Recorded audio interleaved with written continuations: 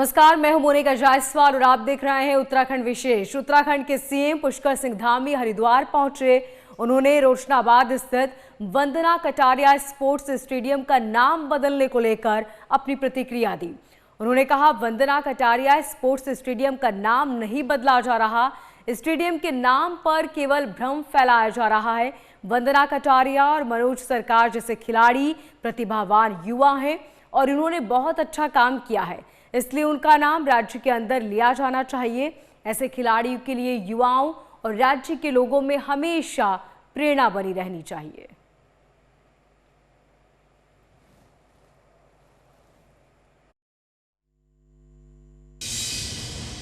वो केवल भ्रम की स्थिति है। वंदना कटारिया और हमारे मनोज सरकार ऐसे लोग जिन्होंने हमारे बड़े प्रतिभावान युवा हैं, इन्होंने बहुत अच्छा काम किया है, तो उनकी नाम राज्य के अंदर लगातार जाना चाहिए। युवाओं के लिए, अन्य लोगों के लिए, खेल प्रेमियों के लिए हमेशा उनकी प्रेरणा बनी रहनी चाहिए, इसलिए कोई नाम परिवर्तन जैसा कोई विषय नहीं। हरिद्वार स्थित वंदना कटारिया हॉकी स्टेडियम का नाम बदले जाने का कंज्यूमर अब खत्म हो चुका है। मामले को लेकर हॉकी खिलाड़ी वंदना कटारिया ने सीएम पुष्कर सिंह धामी से मुलाकात की। मुलाकात के बाद उन्होंने कहा कि सीएम धामी ने उन्हें भरोसा दिया है कि हरिद्वार हॉकी स्टेडियम का नाम उन्हीं के नाम पर रहेगा। मुलाकात के बाद हरिद्वार में हॉकी खिलाड़ी वंदना कटारिया ने प्रेस कॉन्फ्रेंस की और कहा कि स्टेडियम का नाम बदलने की जानकारी उन्हें समाचारों के जरिए मिली थी, तब उन्हें बुरा लगा, लेकिन सीएम धामी ने मुलाकात के बाद इसे लेकर हो रहे कंफ्यूजन को दूर कर दिया है। उन्होंने कहा कि सीएम धामी ने हरिद्वार के वंदना कटारिया हॉकी स्टेडियम के नाम को यथावत रखे जाने का भरोसा दिया।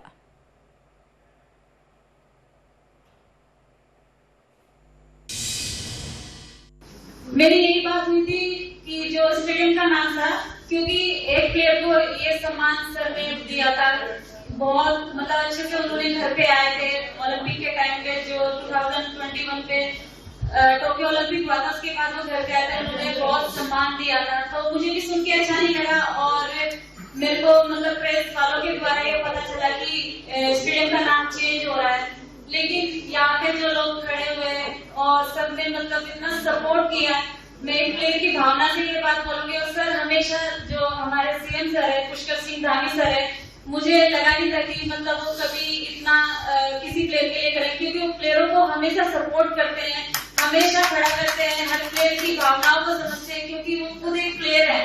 तो मुझे लगता है कि वो बहुत आगे।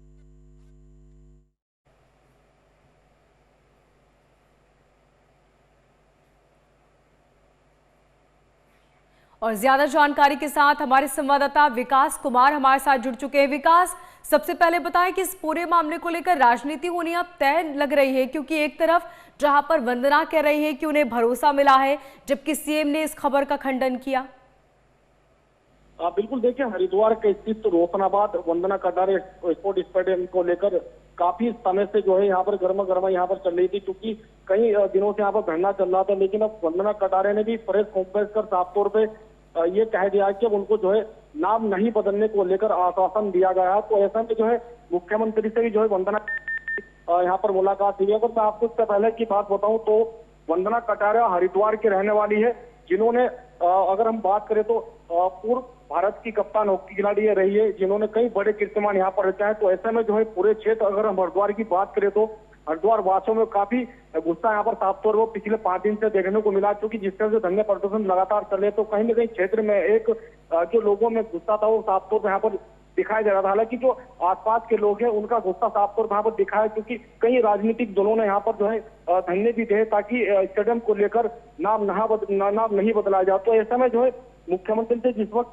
जो है वंदना कटारिया की मुलाकात हुई, साफ तौर पर देखा गया कि उनको मुख्यमंत्री ने भी आश्वासन दिया। आज हरिद्वार पहुंचे उत्तराखंड के मुख्यमंत्री पुष्कर सिंह धामी ने भी रोशनाबाद स्थित वंदना कटारिया स्पोर्ट स्टेडियम का नाम न बदलने को लेकर पहले भ्रम विराम लगा दिया है। उन्होंने कहा है कि वंदना कटारिया स्पोर्ट स्टेडियम का नाम नहीं बदला जा रहा है, स्टेडियम के नाम को लेकर केवल भ्रम फैलाया जा रहा था। वंदना कटारिया और मनोज सरकार जैसे खिलाड़ी प्रतिभावान युवा हैं और इन्होंने बहुत अच्छा काम किया, इसलिए उनका नाम राज्य के अंदर लगातार जाना चाहिए। तो ऐसे में जो है मुख्यमंत्री ने भी आज साफ तौर पर अपना बयान देकर यह कह दिया कि वंदना कटारिया स्पोर्ट स्टेडियम का नाम पूरी तरह से बना रहेगा, ना इसमें कोई किसी प्रकार का नाम चेंज किया जाएगा। जी विकास, तो क्या ये माने कि कोई अन्य रास्ता निकाला जाएगा ताकि वंदना को जो भरोसा दिया उस पर वो संतुष्ट हो? बिल्कुल, देखकर हम बात करें तो मुख्यमंत्री ने साफ तौर पे भरोसा दिया है। मीडिया के सामने भी जो है साफ तौर पर उन्होंने कहा है कि जो नाम है पूर्व में वही नाम वंदना कटारिया स्पोर्ट स्टेडियम का नाम रहेगा। नाम बदलने को लेकर कोई भी ऐसा बयान मुख्यमंत्री ने नहीं दिया है। उन्होंने साफ तौर पे स्पष्ट किया है कि कोई भी नाम जो है स्पोर्ट स्टेडियम का नहीं चेंज किया जाएगा। तो ऐसे में जो है जो आने वाले जो नेता थे, जो अगर हम बात करें तो और दलों के द्वारा जिस तरह से राजनीति यहाँ पर की गई, तो उन्होंने भी साफ तौर पे कहा है कि जिस तरह से दलों ने कई समय से यहाँ पर जो धरना प्रदर्शन किया था, उन्होंने भी साफ तौर पे कटाक्ष करते हुए कहा है कि इस तरह की भ्रमता हरिद्वार में ना फैले।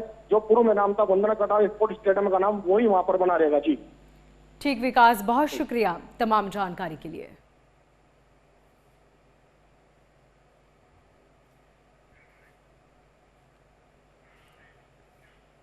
तो वहीं दिल्ली में सेवा के 100 दिन पूरे करने के बाद सीएम रेखा गुप्ता उत्तराखंड में धार्मिक स्थलों के दर्शन कर रही हैं। इसी बीच रेखा गुप्ता हरिद्वार पहुंची। उन्होंने परिवार के सदस्यों के साथ हर की पौड़ी पर आस्था की डुबकी लगाई और पूजा अर्चना की।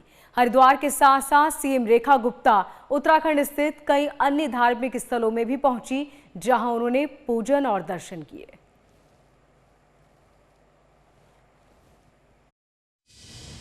आज का ये स्नान मेरे लिए बहुत महत्वपूर्ण है। मैं लगभग अपने 100 दिन के कार्यकाल के बाद आज इस पुण्य भूमि देवभूमि उत्तराखंड में हरिद्वार में आई हूँ और गंगा जी में मैंने स्नान किया परिवार के साथ। मैं माँ गंगा के चरणों में यही नमन करते हुए प्रार्थना करना चाहती हूँ कि भारतवर्ष विकसित हो और उस विकसित भारत में विकसित दिल्ली भी अपना स्थान बनाए, आगे बढ़े और पूरे देश के लिए खुशहाली हमारे लिए सरकार के माध्यम से आए और माँ गंगा का आशीर्वाद हमें मिले और यमुना जी को भी हम गंगा जैसी अविरल, स्वच्छ और सुंदर बना सकें। वहीं इस बीच सीएम पुष्कर सिंह धामी ने दिल्ली सीएम रेखा गुप्ता की जमकर तारीफ की। देवभूमि की शुभकामनाएं, यहाँ के देवों का वो आशीर्वाद ले रही हैं। कल बद्रीनाथ जी और केदारनाथ दोनों जगह की उनकी यात्रा है। मेरी तरफ से उनको बहुत शुभकामनाएं कि उनका कार्यकाल बहुत यशस्वी हो और 27 सालों के बाद एक ऐसी सरकार आई है जो वहाँ के सर्वांगीण विकास के लिए काम करेगी। आदरणीय प्रधानमंत्री मोदी जी के मार्गदर्शन में दिल्ली को स्वच्छ दिल्ली बनाएगी, अच्छी दिल्ली बनाएगी, भ्रष्टाचार मुक्त दिल्ली बनाने का काम उन्होंने किया है। वो सारे कार्य उनके सफल होंगे। उन्होंने बहुत अच्छी शुरुआत की और पहले दिन से संकल्प लेकर वो काम कर रही हैं। निश्चित रूप से उनके संकल्प गंगा मैया की कृपा से और यमुना महारानी की कृपा से पूरे होंगे। वहीं हरिद्वार में आज वात्सल्य गंगा आश्रम का शुभारंभ हुआ। सीएम पुष्कर सिंह धामी और दिल्ली की सीएम रेखा गुप्ता शामिल हुए। साथ ही युग पुरुष स्वामी परमानंद महाराज, आचार्य बालकृष्ण समेत कई हस्तियां शामिल हुई।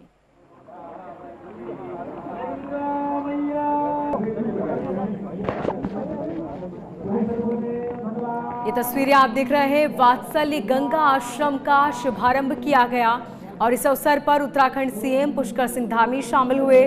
साथ ही दिल्ली के सीएम रेखा गुप्ता भी शामिल हुई। सीएम पुष्कर सिंह धामी ने दिल्ली के सीएम की जमकर तारीफ की और कहा कि वो बेहतर कार्य कर रही हैं और उन्हें उम्मीद है कि आम जनता से जो तमाम वादे किए गए उन वादों पर वो जरूर खरी उतरेंगी। ये तस्वीरें आप देख रहे हैं जब दिल्ली की सीएम रेखा गुप्ता ने गंगा आरती की।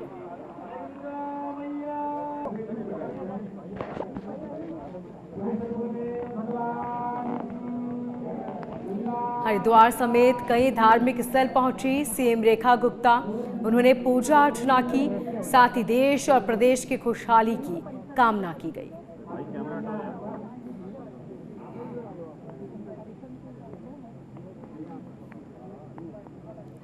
वात्सल्य गंगा आश्रम का शुभारंभ किया गया, जिसकी तस्वीरें आप देख रहे हैं।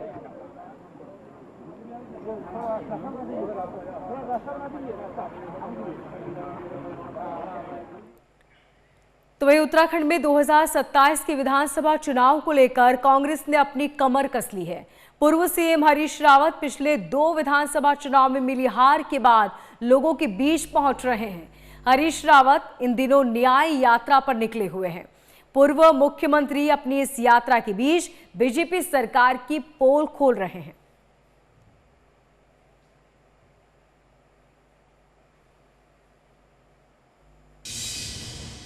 मुझे अभी कोई जानकारी नहीं है कि सीबीआई ने कोई नोटिस दिया है, और यदि दिया होगा तो मुझे आश्चर्य होगा कि इतने साल बाद फिर उनको आर्काइव से कैसे ये सब मामले निकालने पड़ रहे हैं।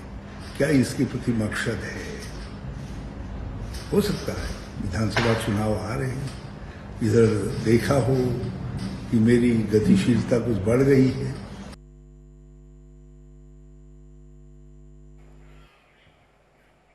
तो वहीं केंद्र की मोदी सरकार के 11 साल पूरे होने पर उत्तराखंड बीजेपी प्रदेश में बड़े कार्यक्रम किए जा रहे हैं। इसी बीच जानकारी बीजेपी प्रदेश प्रवक्ता मधु भट्ट ने दी।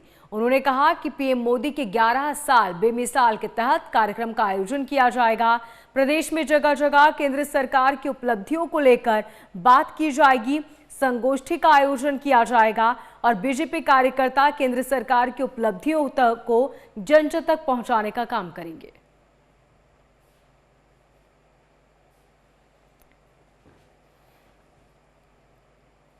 कार्य हुए हैं। माननीय प्रधानमंत्री जी के कुशल नेतृत्व में जिस प्रकार से ऐतिहासिक कार्य हुए हैं और वसुधैव कुटुंबकम की भावना से संपूर्ण विश्व एक सूत्र में बांधने का जो उन्होंने प्रयास किया है, माननीय प्रधानमंत्री जी के कार्यकाल के अनेकों ऐसे ऐतिहासिक कार्य हैं, उनकी उपलब्धियां हैं, उसको लेकर बिल्कुल जनता के बीच में अनेकों जो हमारी जो विकास की योजनाएं हैं उनको लेकर जनता के बीच में जाएंगे और अनेकों कार्यक्रम के माध्यम से जो एक सेवा सुशासन की जो भावना होती है, सबका साथ सबका विकास और सबका विश्वास के साथ लेकर हम पूरे भारतवर्ष में पूरे अनेकों जगह हम जो है संपूर्ण एक सूत्र में पिरोने का जो माननीय प्रधानमंत्री जी ने जो कार्य किया पूरे विश्व को लेकर, उसमें योजनाओं को लेकर हम कार्यक्रम करेंगे। कुशल नेतृत्व में जिस प्रकार से ऐतिहासिक कार्य। और ज्यादा जानकारी के साथ हमारे संवाददाता मनीष हमारे साथ जुड़ चुके हैं। मनीष, कब से इस कार्यक्रम की शुरुआत होनी है जिसमें 11 साल की उपलब्धियां आम जनता के बीच रखी जाएगी? देखिए, बिल्कुल अभी जो बीजेपी की तरफ से कार्यक्रम तय किए जा रहे हैं कि आखिरकार किस तरीके से ये कार्यक्रम आयोजित होंगे, और उत्तराखंड ही नहीं पूरे देश में जो बीजेपी कार्यक्रमों का आयोजन करेगी। और जो 11 साल प्रधानमंत्री नरेंद्र मोदी के रूप में जो है वो पूरे होने जा रहे हैं, इसे बीजेपी एक ऐतिहासिक बनाने की ओर जो है वो आगे काम करने की ओर बढ़ रही है। और इसी के चलते पूरे देश के साथ साथ उत्तराखंड में जो है 11 साल पूरे होने पर बीजेपी कई जगहों पर कार्यक्रमों का आयोजित करेगी और जो आम जनता तक पहुंचने की कोशिश करेगी। और 11 सालों का जो कामकाज प्रधानमंत्री नरेंद्र मोदी के रूप में सरकार कर रहा है, उनको जनता के बीच रखने का काम करेगी। जी मनीष, इस कार्यक्रम का मकसद तो साफ है कि सरकार ने 11 साल में जो भी उपलब्धियां हासिल की उसे जनता तक पहुंचाना, योजनाओं का जिक्र करना, उपलब्धियों का जिक्र करना। लेकिन ये कार्यक्रम आपने बताया कि पूरे देश में आयोजित होंगे, कब से कब तक ये कार्यक्रम होने हैं? देखिए, बीजेपी अभी इन कार्यक्रमों की रूपरेखा तय कर रही है। जैसे ही कार्यक्रमों की रूपरेखा तय करेगी, स्पष्ट रूप से बीजेपी जो है वो पार्टी कार्यकर्ताओं के सामने जो है वो कार्यक्रम जारी कर देगी कि आखिरकार कब से लेकर और कब तक ये कार्यक्रमों का आयोजन होना है, क्या कार्यक्रमों की रूपरेखा होगी, किन किन तक बीजेपी जो है कार्यक्रम के जरिए पहुंचने की कोशिश करेगी। क्योंकि अभी तक जो हमने देखा है, जिनको केंद्र सरकार की योजनाओं का लाभ मिला है, चाहे प्रदेश सरकार की योजनाओं का लाभ मिला है, लाभार्थी सम्मेलनों के जरिए भी बीजेपी जो है वो कार्यक्रमों का आयोजन करती है ताकि जो केंद्र की योजनाएं हैं उनका लाभार्थियों के जरिए ये संदेश पहुंचाया जाए कि केंद्र सरकार के द्वारा उनको योजनाओं का लाभ पहुंचा है। तो अब इसी तरीके से अब देखना ये होगा कि आखिरकार बीजेपी रूपरेखा जो तैयार कर रही है, क्या कुछ इन कार्यक्रमों की रूपरेखा होगी और कब से इन कार्यक्रमों की शुरुआत करते हैं और कब तक ये कार्यक्रम चलते हैं। जी ठीक मनीष, आप नजर बनाए रखिएगा। फिलहाल बहुत शुक्रिया तमाम जानकारी के लिए।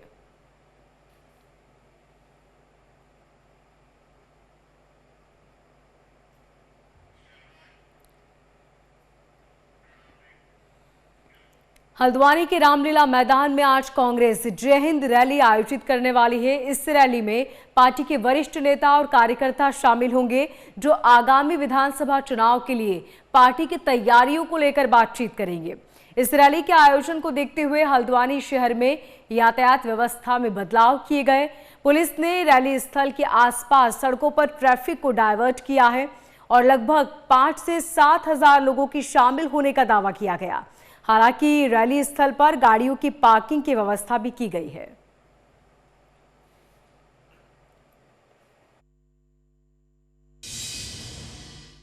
ये हमारे सैनिकों के साहस, शौर्य और बलिदान को समर्पित है।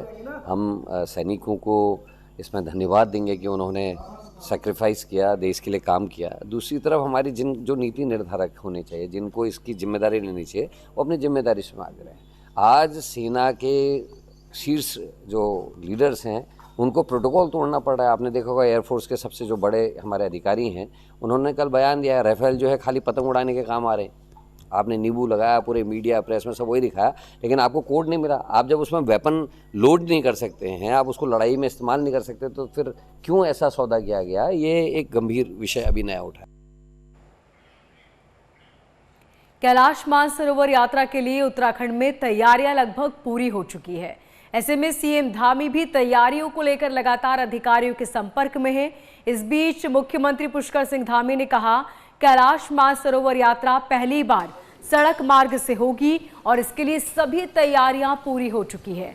5 साल बाद शुरू हो रही इस मानसरोवर यात्रा के लिए स्थानीय लोगों के साथ साथ प्रशासन को भी बेसब्री से इंतजार है।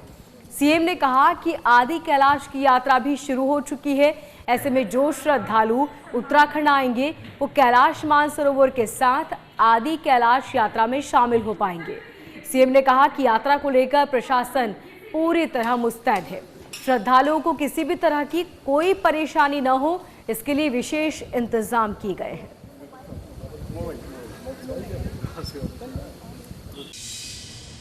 कैलाश मानसरोवर यात्रा की तैयारियों को अंतिम रूप दिया जा चुका है। सभी तैयारियां पूरी हो गई हैं, मार्ग भी पूरा अच्छा है और आदि कैलाश तक की यात्रा प्रारंभ हो गई है।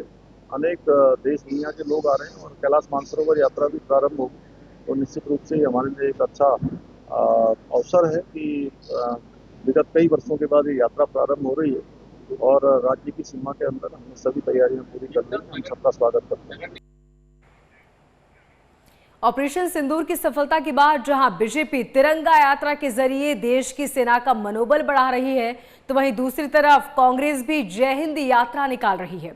इन सब के बीच बीजेपी की तरफ से ऑपरेशन सिंदूर की सफलता पर घर घर जाकर सिंदूर बांटे जाने का कार्यक्रम चर्चाओं में आया। इसको लेकर बीजेपी का कहना है कि ये विपक्ष की साजिश है।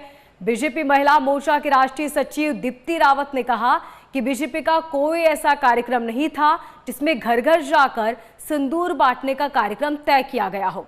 यह सिर्फ विपक्षी पार्टियों के खिलाफ की एक सोची समझी साजिश है।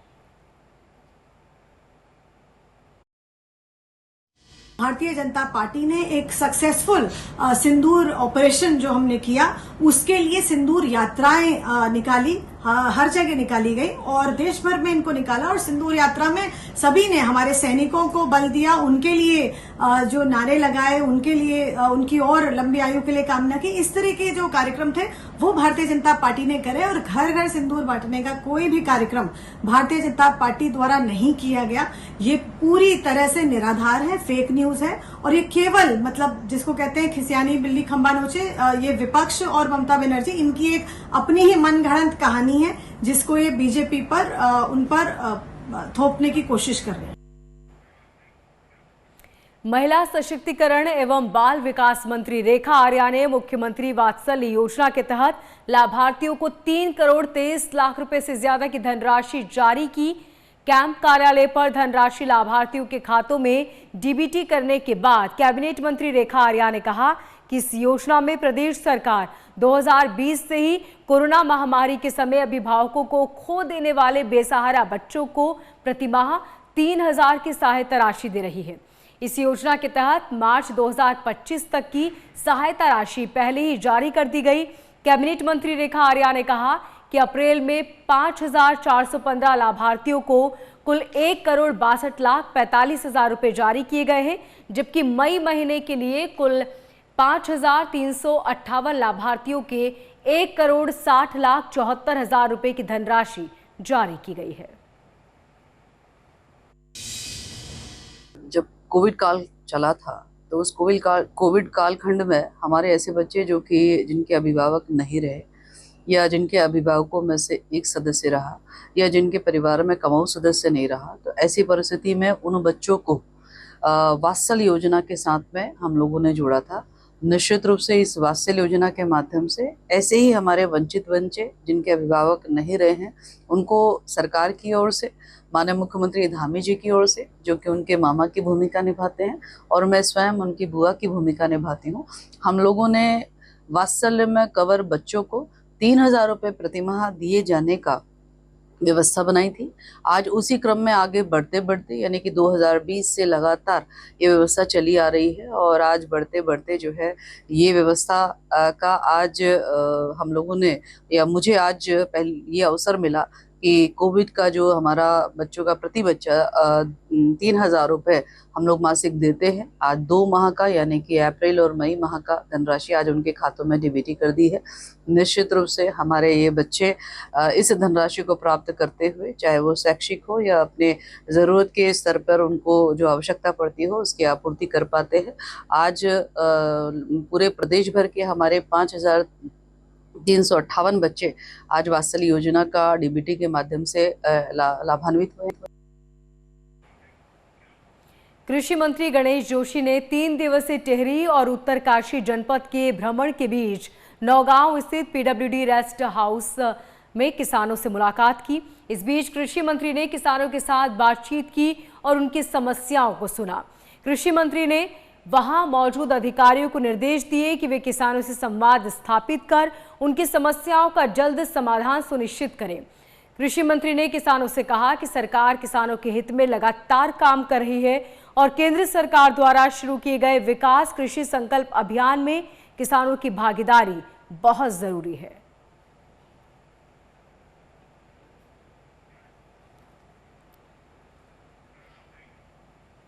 वहीं चमोली स्थित विश्व प्रसिद्ध फूलों की घाटी आज यानी कि 1 जून से पर्यटकों के लिए खोल दी गई। सुबह 7 बजे नंदा देवी राष्ट्रीय पार्क के मुख्य द्वार पर विधिवत पूजा अर्चना के साथ घाटी को पर्यटकों के लिए खोल दिया गया है। पहले ही दिन बड़ी संख्या में पर्यटक यहां पर पहुंचे और मनमोहक घाटी का दीदार किया। ये फूलों की घाटी अपनी मनमोहक सुंदरता और विविधता के लिए जानी जाती है और इस साल पर्यटकों के लिए एक अतिरिक्त सुविधा जोड़ी गई। अब पर्यटक घर में बैठे ऑनलाइन भी फूलों की घाटी की बुकिंग कर सकते हैं। विश्व प्रसिद्ध फूलों की घाटी, जहां की 500 से ज्यादा देसी विदेशी फूल खिलते हैं, इस घाटी का दीदार करने के लिए बड़ी संख्या में लोग आते हैं।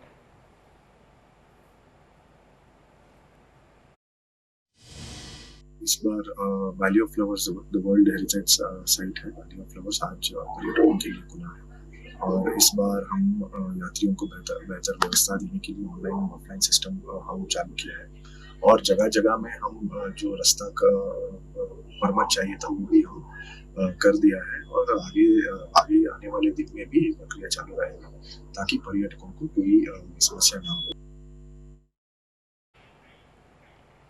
नैनीताल स्थित विश्व प्रसिद्ध कैची धाम पर बाबा नीम करोली के दर्शन के लिए भक्तों की भारी भीड़ देखने को मिली।